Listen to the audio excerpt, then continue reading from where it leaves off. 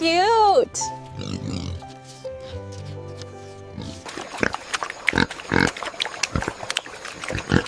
Stay at home and I'm going to the market. Today will be an important day.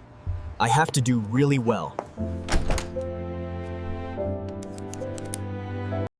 Every number matters. Every decision affects an entire market. The market is always changing. We have to stay one step ahead. We should focus strongly on the Asian market first. Dragon fruit and mangoes will be our main products.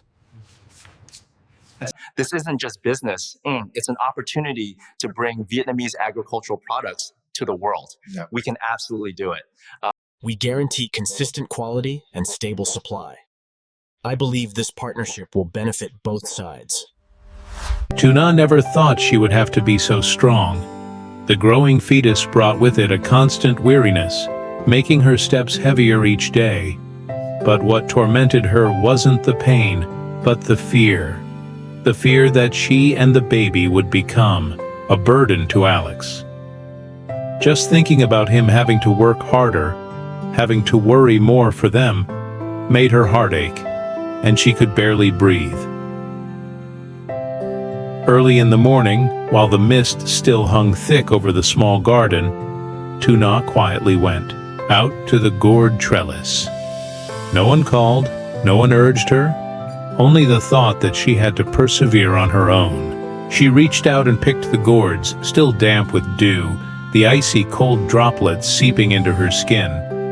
Each time she bent down, her stomach tightened, a sharp pain, but she only winced slightly and continued. She wouldn't allow herself to stop, because she knew that even a moment of weakness would leave her without the courage to move forward. Arriving at the market, Tuna settled into a familiar corner. Her simple basket of gourds lay before her, unassuming, without any loud cries or attempts to attract attention. People bustled by, some stopping, others passing by as if they hadn't seen her. She only smiled faintly, a fragile smile, yet one filled with effort. Occasionally her hand rested on her belly, her gaze softening as if conversing with her unborn child. In her heart, she held only one simple wish. As long as my child is safe and sound, I can endure any hardship. But then suddenly, a sharp pain shot up from deep within her stomach, causing her whole body to freeze. A few seconds passed. She thought it would go away. But no, the pain returned. This time more intense, spreading like waves, gripping her entire body. Tuna bent over slightly, her hands unconsciously clutching the edge of the basket of gourds. The green gourds lay there, silent, a stark contrast to the turmoil rising within her. Sweat beaded on her forehead. But the more she tried to endure, the more pronounced the pain became. A chilling fear crept into her heart. Not for herself, but for the baby. Her hands trembled as she placed them on her stomach. Her gaze lowered, bewildered and pleading, as if simply looking like that could keep everything calm. "My child, don't scare me," she whispered unconsciously, her voice so low she could barely hear it herself. Another wave of pain struck. At this point, Tuna knew she couldn't hold on any longer. She trembled as she fumbled in her bag for her phone. Her fingers wouldn't obey her, and it took her a while to unlock the screen. When Alex's name appeared, her vision blurred. She pressed call. The phone rang endlessly. When the call finally connected, she opened her mouth, but it took her a few seconds to finally utter, "Alex, I'm in pain." On the other end, Alex was almost silent for a moment. Then, his voice became urgent and frantic, unable to hide his panic.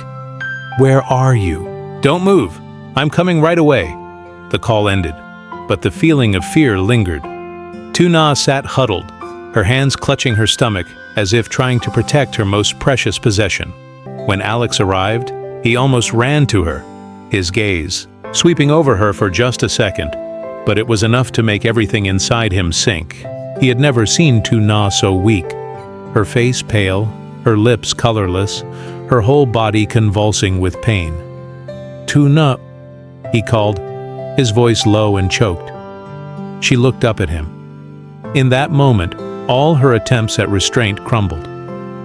Her eyes trembled, a mixture of relief at seeing him and fear. I'm scared," she said, tears welling up uncontrollably. Alex squeezed her hand, feeling each tremor. His heart pounded, his chest heavy.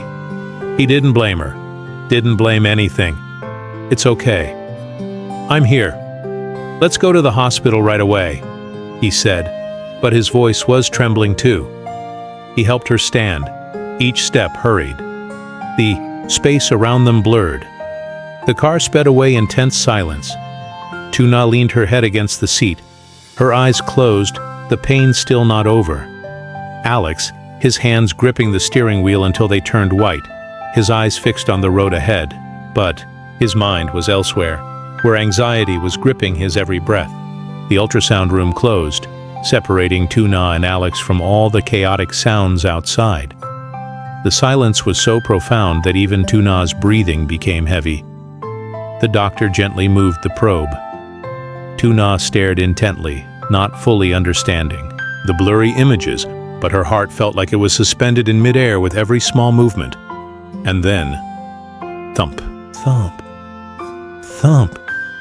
The sound rang out, clear, steady, like a miracle. Tuna froze. For a moment, she couldn't believe her ears, but the heartbeat continued, steady and vibrant. Tears welled up, silently, then burst forth. "Our baby," she whispered, her voice choked. Alex stood beside her, speechless. He looked at the screen, then at Tuna, his eyes red. All the fear and anxiety from before vanished, leaving only a heart-wrenching sense of relief. The doctor smiled, his voice reassuring. "The baby is perfectly fine. It's just a mild miscarriage due to overwork. Rest will do the trick." Tuna burst into tears, but they were tears of happiness. She smiled as she wiped them away, her trembling hand resting on her belly. Alex bent down and hugged her, his arms tightening around her, as if holding her whole world. "I thought..." He paused, not finishing, only shaking his head slightly. Tuna leaned against his shoulder, whispering softly, "The baby's still here." They fell silent for a few seconds, listening to that heartbeat again, the heartbeat that had pulled them from fear back to hope. And for the first time after all, Tuna allowed herself to be vulnerable, but vulnerable in the embrace of peace.